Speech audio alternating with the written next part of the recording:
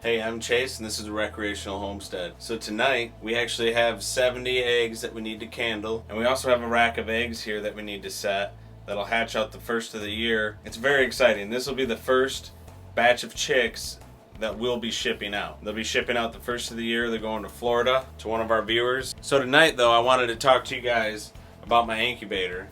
This is the Brinsea 580.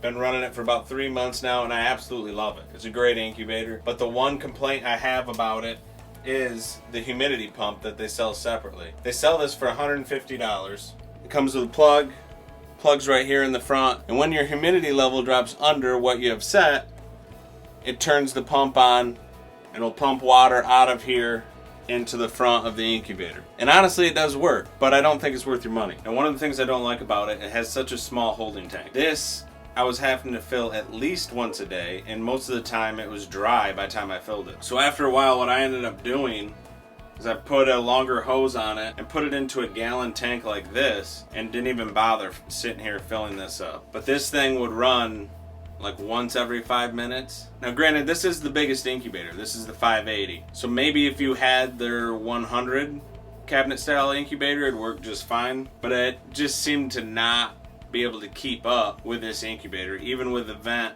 all the way shut. And after 3 months, this tube started to wear out to where it wasn't even pumping any water anyway. So I decided to get rid of it. So then I got the idea of, why don't I just start a siphon and let it do it itself? You don't need a pump, right? Which obviously is going to put way too much water in there at a time. So I got this cotter pin, which is for my high tensile fencing, and so you can just slide the tube up and down to pinch it off more or less to let it drip in there at the rate you want. But this idea originally got me into a little bit of trouble. I left it at a rate that was a little too fast, walked away, and this whole container drained into the incubator and poured out the bottom onto the carpet. So when Liddy walked into our walk-in closet, which I begged her to let me put this in, and the carpet was soaking wet, it didn't turn out so well.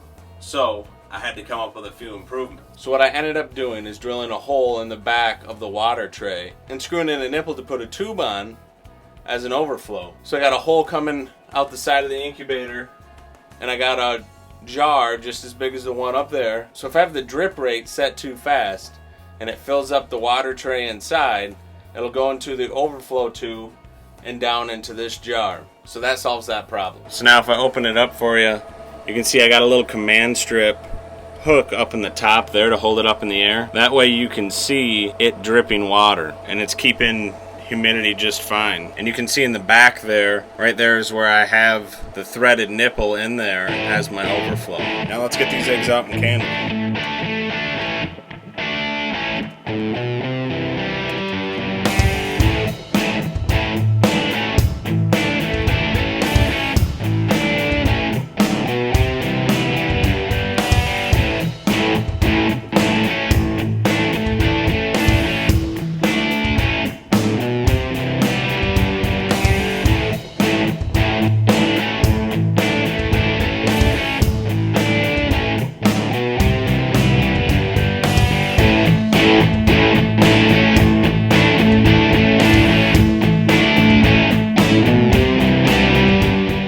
Don't forget to hit that subscribe button. Is that a great idea?